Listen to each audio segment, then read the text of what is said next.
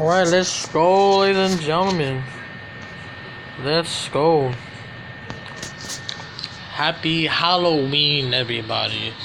And today we'll be reacting to more Mr. Nightmare's horror stories. Shout out to him, by the way, because, he's awesome doing this. And today we all reacted to 3 disturbing real food delivery horror stories. This should be good. I'm not going to talk much into it. Let's get it. God damn it.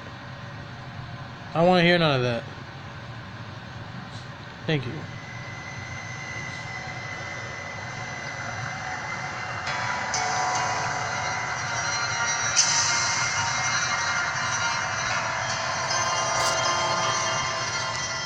I work as an Uber Eats driver at night to make a little extra cash. Friday and Saturday nights are always the busiest because everyone's either home or with friends and ordering food. So those were usually the nights I would work. I got a request on a Saturday night at 1 a.m. to pick up McDonald's for a guy named Kyle. He lived a few minutes away from my current position, so I punched in the nearest McDonald's, which was like a 2-minute drive away, and picked up his order. It was a small order. I think he only wanted 2 hamburgers. He lived like 5 to 7 minutes away from the McDonald's. I followed the app's directions to the house, and eventually it led me to a short dead-end street that veered off another dead-end street. The house was the last one on this dead-end road. It sat right next to a line of trees that ran alongside a highway that was pretty much dead at this hour.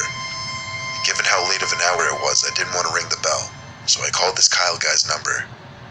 It rang once, then went to voicemail, so I hung up.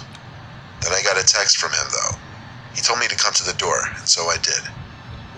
I got to the big wooden front porch of the house, and soon the front door opened. A bald guy opened the door, only he didn't look very old.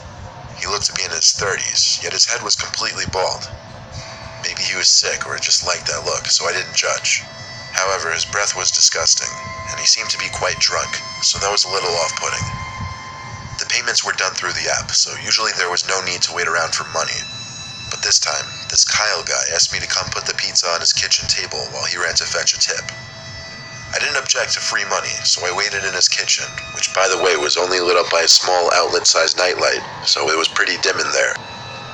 The whole kitchen smelled rather disgusting though. I didn't know what it was. Kyle was taking awfully long down in the basement fetching this tip, so I started to wander a bit. I stepped into the living room, which was adjacent to the kitchen. The TV was on in there, which was the only reason I could see anything. However, the stench was even greater in this room. Then I noticed that the back door was slit half open. Maybe he was airing out whatever that putrid odor was. For the hell of it, I walked to the back door, expecting to get a quick breath of fresh air, but the smell only got worse. Then, finally, I stepped outside onto the man's back deck. I heard flies. The sound of a swarm of flies right by the door. Then, I guess a motion-sensing light saw my movement and turned on, revealing 2 big black garbage bags stuffed with 2 long objects. The smell was unbearable, too. It took me a second to catch on to what I was most likely looking at. Suddenly, waiting around for the tip didn't seem like a good idea anymore. I went back inside and rushed to the front door, and just then I heard Kyle emerge from the basement calling to me, waving a few singles in his hand. He saw me as I was about to open the door and asked where I was going. I had to come up with something, so I said I was just rushing to check if I had something in my car. He said, "Oh, okay," as he came over to me and handed me the bills. Then he turned to the back door, to the porch, where the light was still on. Then he looked back at me, with his gummy smile now disappearing. He asked me in a firm voice if I went to his backyard. I told him no, and he just stared at me, not saying anything. I didn't give any fucks anymore. I opened the door and walked myself out, but not without him grabbing my shoulder as I got onto the stoop. I yanked his hand off my shoulder and ran to my car. I saw him run back inside with the front door still open. I turned my car on, but I sat and watched his front door, curious to see if he'd come back out, and he did. He came back out running full speed for my car with a big metal rod in his hand. I drove away from his house, ready to call the police and report him. I called when I got down the block, making sure to leave him no time to dispose of those potentially dead bodies. I waited down the block and saw police cars pull up literally within 2 minutes. I watched the whole thing as I told police where to go. And fact, Kyle, if that's his real name, had already started moving the bags, which did contain dead bodies, to the bushes in his backyard. Everything about this guy was off. For leaving the back door open to reveal dead bodies to a pizza delivery boy, he may have been deranged, but he also wasn't the smartest man around. That's why as a food delivery guy, if you're a guy who delivers food and shit like that, you gotta watch out because you don't know where you're gonna end up or where. God damn it. Screw you. Okay, never mind. But you gotta watch out for that type of stuff, especially if you're a delivery driver. You don't know where that food is gonna go. I deliver food for an Asian eatery in my town. It's the best gig I could get at my age, simply for the tips alone. Kung Fu restaurant. My friend and I work there together. We're actually the only two who aren't Asian. My friend usually works the counter and takes phone calls. I usually do deliveries, and that's the way I like it. My friend got off the phone during one night shift we had together and told me I'd be doing a delivery. After the food was prepared, I was handed a brown paper bag and I was off on my way. The address I was given led me to some small dirt driveway off the main road, onto an enclosed property. Don't picture it as some luxurious private property though. It was some old, unkempt excuse of a property. And the house seemed to be closed off given that there wasn't a single light on in there and how high the grass was. Nah, fam, back up. I called my friend back at the restaurant and he gave the phone to our boss. Unfortunately, our boss is a stinge, so he yelled at me in a thick Asian accent to knock on the door and don't waste the food. I got out from my car and felt grass rubbing against my shins. That's how tall it was.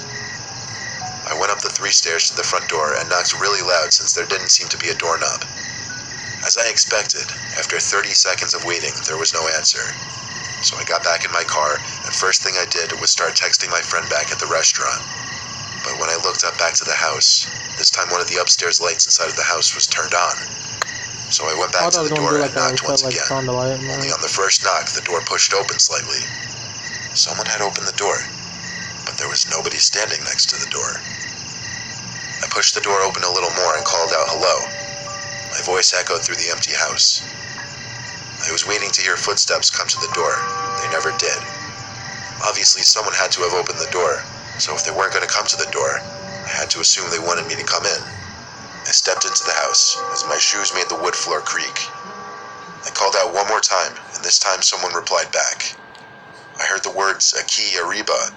Now, I'm not fluent in Spanish by any means, but I knew that aquí meant here, and I knew arriba meant above, so I put 2 and 2 together and figured they said up here.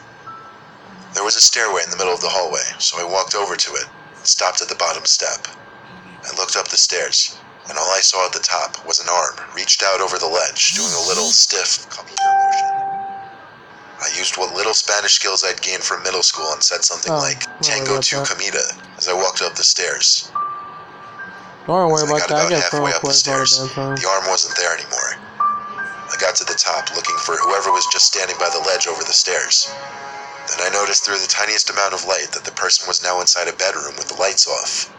But I didn't see the actual person. Once again, all I saw was the person's arm, doing that same come here motion. It's as if anything above the person's elbow was faded to black in that room. It was such an eerie sight. I knew for certain I wasn't going in that room, though. So I said firmly with confidence, Buddy, I'm not going in there. You come out here with money or I leave. Suddenly, the arm pulled away into the darkness of the room ahead of me, and after a few seconds of standing there in silence, I was hit by a flying object. It happened so fast that it took me a few moments to realize I'd just been hit with a stiff, severed arm. It wasn't some plastic Halloween toy, it was a real arm. I ran down the stairs with the food still in my hand and got back to my car. I didn't even call my friend or my boss. I drove straight to the nearest neighboring house and rang that person's doorbell. When they answered, I told them about what their neighbor had just done to me, and the woman had the most puzzled look on her face. She said nobody's lived in that house for a year. I felt my stomach drop when those words hit me. She said she would call the police after we talked about it for a good 5 minutes. Then I went on my way back to the restaurant with the food. I explained the best I could to my boss, and he let it go. I sometimes wonder how things would have played out if I went into that room, and who or what I would have found. You right? You don't know what will happen. Attention Tampa Bay! Before Kuhn Honda becomes the all-new West Shore Honda, the whole lot must be sold! In that situation, you don't know what you're gonna do. Like, just imagine what that person would have done if you would have known. I used to work at Domino's. Hey, They close at 3 a.m. on weekends.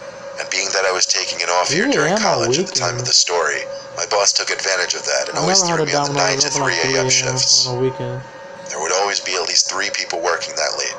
One to cook the pizzas, one to take orders, and one to do any needed deliveries. This night, the one cooking the pizzas was Jeff, a 28-year-old Italian guy who worked 2 jobs. He was always in a bad mood, so when he told me to deliver something, I did it without complaints.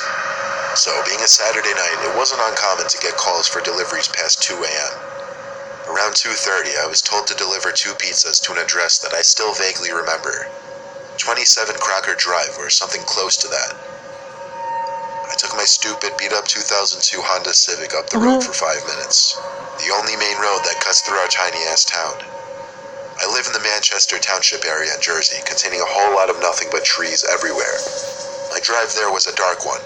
After merging off the main road onto smaller roads with no streetlights, the only light that could be seen for miles were my headlights. I turned off the public road onto a dirt road with a private property sign posted outside. It seemed I had arrived to the house I was delivering to, when suddenly I heard a bang reverberating through my car, followed by a weakened sense of handling of my car, as well as a repeating flopping sound. I knew for certain I'd just got a flat tire. I stopped the car at once and got out to confirm the front right tire was completely flat. I could see through the headlights that the house was walking distance from my car though, so instead of calling my insurance company, it would make more sense to deliver the pizza and also ask that person for help. I got to the deck of the house. It was an average-size house, completely enclosed by trees, as were most of the houses around here. The lights were on inside, but all the blinds were shut. I rang the bell, and quickly a normal-looking young man answered the door. Before exchanging the pizzas for money, I told the man about the predicament I just found myself in. A look of concern came over his face as he handed me the money and I handed him the pizzas. He came outside to take a look at my car with me. It was a 30-second walk from the house. We got to my car, and he started analyzing the tire. He said he could help me, he'd just need his tools from inside. I started questioning what I could have hit on his dirt driveway, and he yelled out to me, "Don't worry about it," as I was walking down his road. I walked a bit further, kind of ignoring him, when I noticed a spike strip in the road. A very small one, but undoubtedly what I hit. I couldn't see any other reason for that to be there, other than him putting it there deliberately. I started thinking over the possibilities of what could be going down, so I pretended I didn't see the spike strip and walked back saying I didn't find anything. He looked at me. I was worried he might have been suspicious, but then he turned away and said he was going inside to get some tools. God only knows what he meant by tools. I waited for him to get to his front door before I got back in my car, turned the car on, and threw it in reverse. I was not sticking around there to find out what he was doing. I heard the flat tire wobble on the dirt road as my car slowly rolled in reverse. I made a point of avoiding the spike strip this time. As my car pulled out of the private dirt road onto the concrete road, I took one last look down the man's driveway to make sure he wasn't following me, then I took off. I couldn't drive too fast though and risk of damaging my wheel. I stayed at a steady 10 to 15 miles per hour. I looked in my rearview mirror and saw something behind my car. The man running after my car. I had no choice but to step on it, forcing me to cringe as I could literally feel the damage being done to my wheel. The distance between my car and the man got greater until he was out of sight. After turning back onto the one main road that I'd mentioned earlier, I slowed down the speed a little bit, back to 10 to 15. It was a long ride back, about 20 minutes since I had to drive slow. Makes sense. When I got back, the place would be closing in 10 minutes, but I had to return the Domino's sign that they make us put on our cars when doing deliveries. Jeff was upset with me that I took so long until I told him the whole story.